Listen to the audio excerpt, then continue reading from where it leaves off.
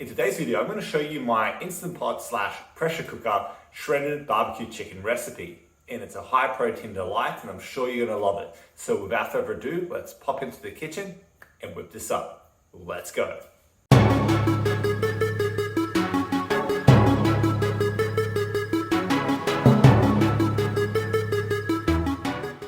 Hey, I'm Aleksa, plant dietitian, sports dietitian, and nutrition coach. Welcome again to one of my recipe videos. Thank you again for always clicking and watching.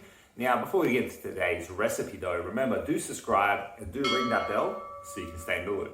So today's recipe is a very versatile, delicious recipe that you can use and eat not just like as itself, okay, not just the recipe by itself, but you can use it as toppings for, nachos, you can use it for sandwich fillings, you can use it for wrap fillings, you can use it on pizza. There's so many different ways you can use today's recipes. That's why I really do love it. And the ease of using a Instant Pot / pressure cooker for this recipe makes it a win-win. Okay, makes it a great meal prep option for you when you're kind of busy and you're strapped for time and you need to prepare something, a protein source you can eat for a few days and get your kind of proteins worth each day. Okay, hope that makes sense, but that's basically what today's recipe is about. So let's show you the ingredients, let's show you how to make it and show you how easy it is to make this meal prep. And I'm sure you're going to love it. Let's go. Okay, as you can see, the ingredients for this recipe are so simple. Okay, we literally got about 3 different ingredients, or technically the BBQ Rub is a lot more ingredients, but I'll go into that in a second. But what you do is you grab yourself about 1 kilo or about 2 pounds of skinless chicken thighs. Then you get yourself your barbecue sauce of choice. Now, I'm going with this Heinz Smoky Barbecue. It's not the highest calorie one out there, so it's on the lower calorie end. But it's also not the lowest calorie one, but it has a great taste, goes so well with this recipe, gives it that smokiness, that smoky flavor. So that's the one I'm going with, but you can really go with any barbecue sauce that you enjoy. If there's one that's a lower calorie option, like I do have one that I use that's a lower calorie option as well, you can go with that as well. Then we've got this here, which is the BBQ Rub. So what's in this is very simple. Okay, what I've mixed in here is 2 teaspoons of smoked paprika, 1 teaspoon of garlic powder, 1 teaspoon of cumin, 1 teaspoon of salt, 1 teaspoon of dry mustard, and half a teaspoon of black pepper. Now, sometimes you can add other stuff to it as well. If you want some more spiciness, you can obviously add some chili powder or chili flakes. It doesn't really matter, okay? It's all up to you, to what you put in there. But that's the kind of basis of this barbecue rub that I'm gonna be adding onto the meat, in addition to the barbecue sauce, of course, and whip this all up. So without further ado, let's get to the Instant Pot / pressure cooker and get cooking. But before we cook it up, what we got to do is got to mix it up. Okay, we're going to add the barbecue rub. Now I did forget another ingredient. Technically, we are going to be using some extra virgin olive oil, about 2 tablespoons worth, or about 32 grams. If you want to be more specific, which if you're a flexible dieter, you should be. So we're going to put this all together. Nice and simple as always. Put it onto the food scale and measure the amount we need. Okay.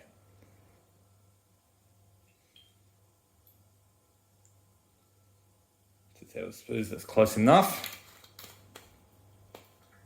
And then we just sprinkle this on nice and evenly, as much as you can. You can do like half and bring it in later, but I won't be bothered with that. Put it all in, ready to go, okay? So now we get messy, okay? Now we've got to mix this in. Now you'll see later when I'm cooking this up, you'll realize very quickly that technically not all the oil is going to be going into the final kind of batch that you're putting aside. And just the same way, not all the barbecue sauces. So what I've done is when I do the breakdown later, the nutrition breakdown, keep in mind that I've accounted for the fact that not all of the oil and not all of the barbecue sauce is actually going to be in the final batch that you eat. So it brings down the calories a bit. So while it's 2 tablespoons of oil, it's only really about a half tablespoon to a tablespoon that's going to be really on the meat by the end of it because of the way the Instant Pot works. Just mix all this in.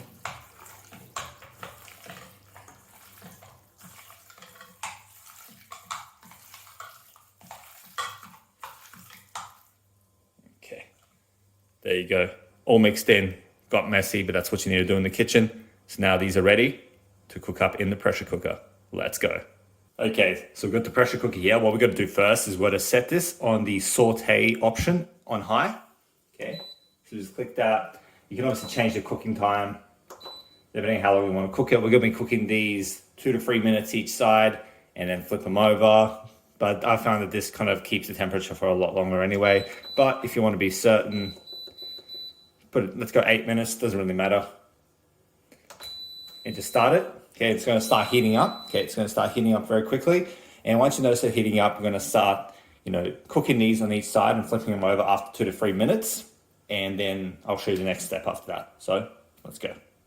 Okay, so that's heated up nicely. What we do now is just grab our seasoned chicken and we just put a layer at the bottom. Now you may have to do this in 2 batches, so keep an eye on that. But basically just layer on the best you can so you can cook each side relatively evenly and just sear it on each side. Because we're going to be using the pressure cooker option very soon to cook it properly through. Yeah. Use some tongs, okay? Save yourself the mess. It got messy enough with the mixing and you don't need to mess it up further. And just put it inside so you don't have to worry if you crowd it just a little bit. Try and fit as much as you can. I think this is going to be the final one we can fit in here. Yeah, okay. So I'm just going to leave that to cook for about 2 to 3 minutes on that side, then we'll flip it over and then we'll do the next batch, okay? Do the next batch and go from there. Now, I should say, okay, shout out to Mason Woodruff, okay? The guy that makes all these recipes. So I came across this recipe from him. I did not just stumble upon this recipe myself, but it's an amazing recipe, okay? It's such a good recipe. I love chicken, okay? I love barbecue sauce, and I love things that are easy and quick to make. And I'm going to show you how easy this is, okay? How it does take a little bit of time, maybe half an hour maximum, but a lot, for the final batch, but that's a lot less than you otherwise would for some other recipes. So it's actually quite good. And I'll show you how easy it is to make. So we're going to cook these through. What we're going to do now is cook each side, as I mentioned, and then we're going to put it into the pot, put in the barbecue sauce, mix it through, deglaze the bottom of the container thing of the pressure cooker. And then once that's cooked through with the pressure cooker setting, which I'll show you in a second, then we're going to do is shred it up, and yeah, it'll all make sense very soon. Okay, so what we'll do now is just wait for this to cook through and go from there. Okay, so now what we'll do is flip it over.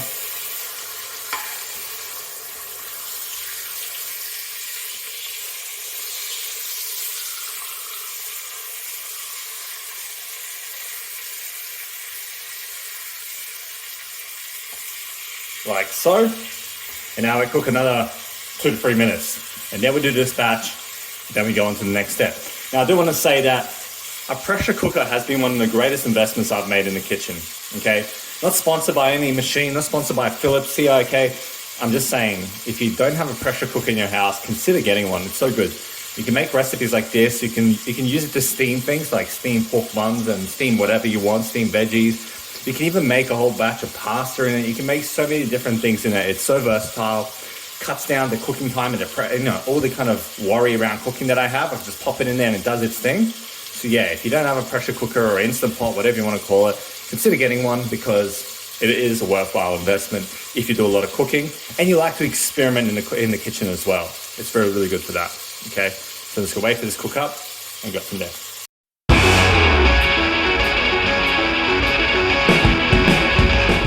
Okay, so these now are ready to put aside just for now. Okay, they're not fully cooked, of course, as I mentioned. Put them aside so we can cook the next batch.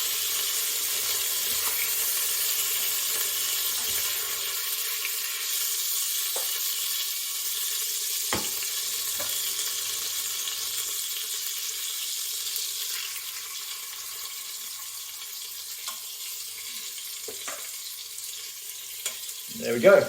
Okay. So now I'm going to finish cooking these up and I'll show you the next step. There's no point you watching the process over and over and over again. Okay. I'll be with you soon. Okay. So the whole batch has now been seared. So what we do is very simple. Add it back to the pressure cooker.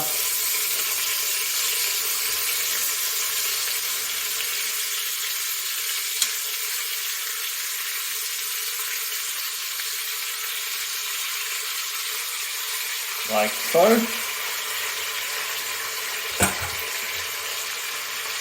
Grab our barbecue sauce.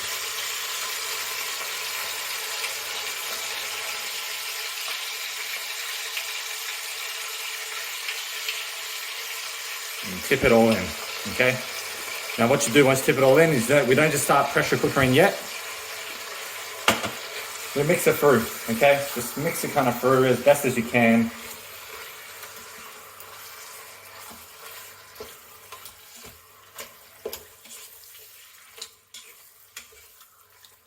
Okay, mix it through.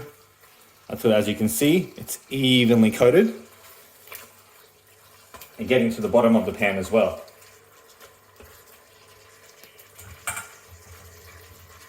All we'll do now is simple. Close this up. Make sure it is on seal, okay? Because we're pressure cooking. And then what we do is you just set it to the manual pressure cooker option, okay? There we go, manual. Change the cooking time, 5 minutes.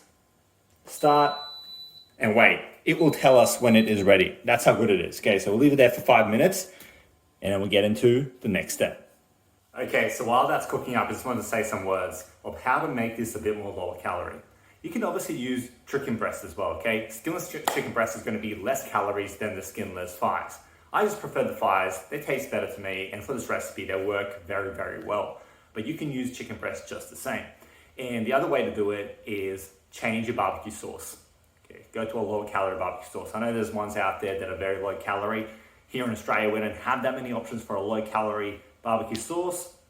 The lowest I've found in more like mainstream kind of availability, not ones where you have to search for it or pay a premium price for it, is the no sugar added fountain barbecue sauce. That one works well for this recipe as well, so you can use that one. This smoky barbecue flavor one, it just works just that little bit extra for flavor, but you can use whichever one you want, okay? That doesn't really matter. So that's really the two ways that you can change the calorie amount of this recipe. Number one, change it to skinless chicken breast. Number two, change it to a barbecue sauce that has less calories. Other than that, all the rest of it is pretty much the same. Hope that helps, just in case you want a bit lower calorie. Okay, so this now has been finished, okay? It's ready, it's done the beep. It's told me it's all done. So now what we do is we go to release the pressure. Okay, this is just all common sense about how to use a pressure cooker. If you're using one, you already know. If you're gonna get one, the instructions are gonna tell you anyway. So it's not, rocket science, there's nothing secret. All you just gotta do, whoa, boom, boom, boom. See, scare someone in the house like that. When I first did it, my roommates was like, what on earth is happening?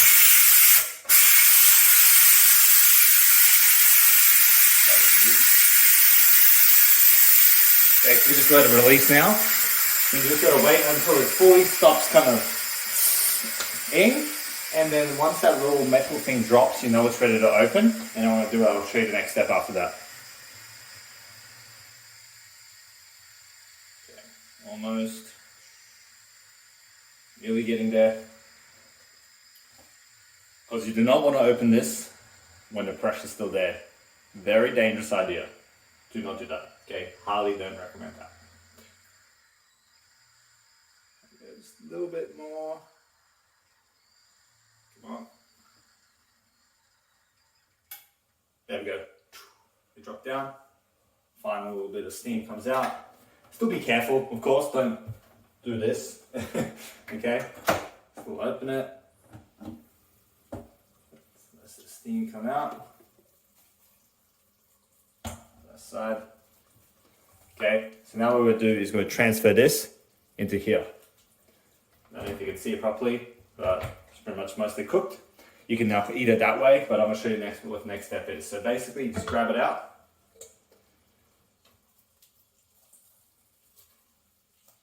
Put it into here. Now you'll notice that I'm leaving all the watery, saucy goodness in there. Not only will all of that not go into the actual final batch of the recipe anyway, but we'll be using that in a second. I'll show you exactly why. Okay, but first we're going to transfer our chicken meat.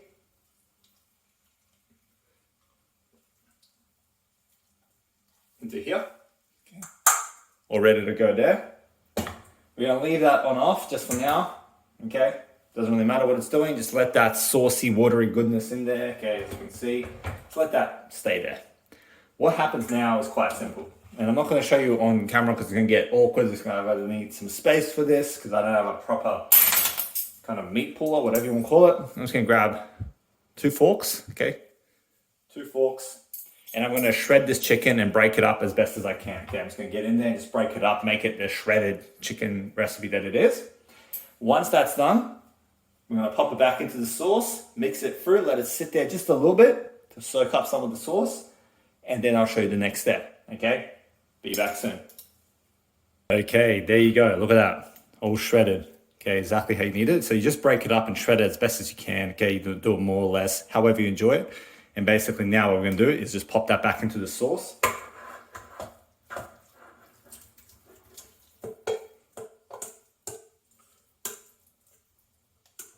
Okay.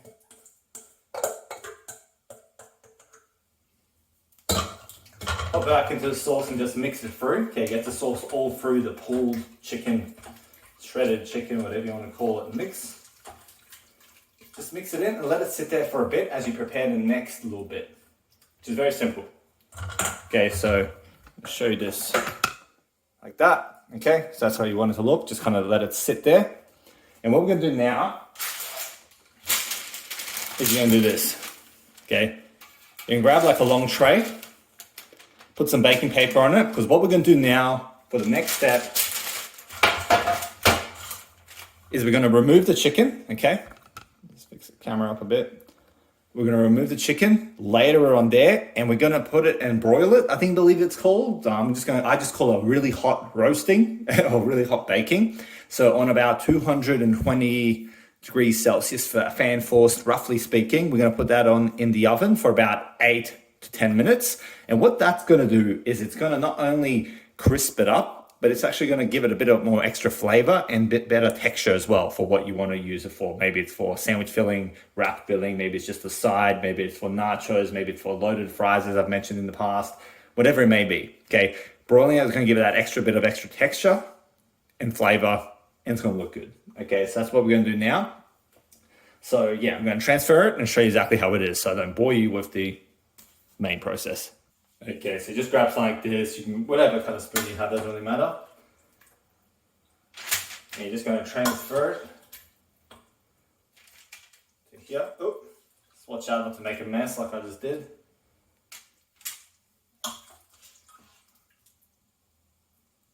Very simple.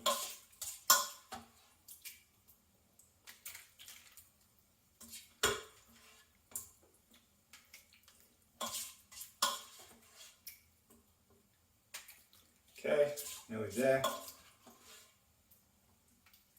And I don't know if you can see it on the camera, but there is still some saucy mixture. It's going to have some sauce, obviously some water from the actual chicken when it was cooked and all that sort of stuff, but as well as some oil. So that's why I account for some oil being reduced when I actually count in the calories. But yeah, what you do now is spread it across like that.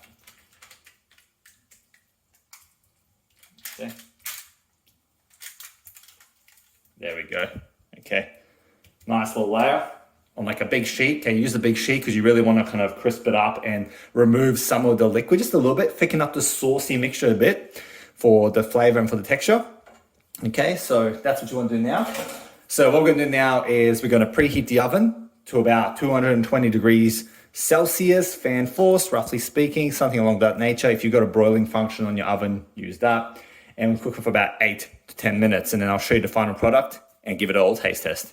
Okay, so while we're waiting for the oven to preheat and then waiting for it to broil and waiting for it to finally finish cooking overall, you got to remember that when you're doing these kind of things, like, you know, cooking up, doing meal prep, it's not just a block of time you're taking away from other stuff you have to do.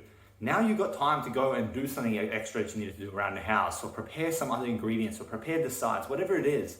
Always look at how you can optimize your time and make time for what matters, okay? There is no finding time, it's just about making time. And meal prep doesn't have to be something that takes up all your time and you have no time for anything else. Use opportunities like this when you're waiting for parts of the product to finish cooking. Use that opportunity to just start making other stuff, doing other things around the house, and optimizing your time as best as possible. Just wanted to say that. Okay, so it is ready, as you can see here. Nice and crisped up, nice and flavorful, and just ready to eat, okay? It's just ready to eat. So once this is done, what you do is just plate it up, and we'll do a bit of a taste test, let you know the macros, and go from there. Okay, so here you go, all ready to eat, looks delicious, smells delicious. So now we're gonna do good old taste test, let you know what it's like basically. And then I'm gonna tell you what the macros are like and the calories are like, all that sort of stuff. But first, most importantly, let's see how it tastes.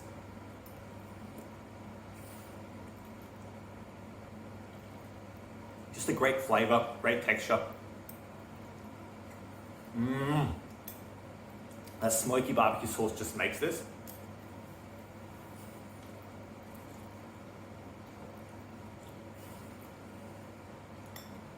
It's so good.